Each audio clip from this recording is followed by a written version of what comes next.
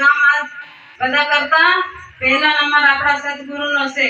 એટલો સત કોઈનામાં નથી, એટલું આપણે સદગુરુએ જાગૃત કર્યું છે। તો આપણે બી એવી મહેનત કરવાની છે।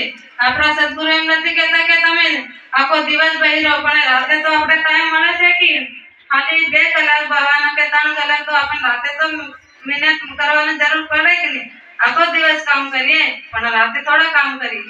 એક દિવસ તો એવી રીતે મહેનત કરવું ત્યારે થશે, બાકી એમને તો ભક્તિ મળે નહીં। ભક્તિ પડી આપણા હૃદયમાં, આપણા શરીરમાં પડી છે, બાકી કોઈ ગોતવા જવાની જરૂર નથી।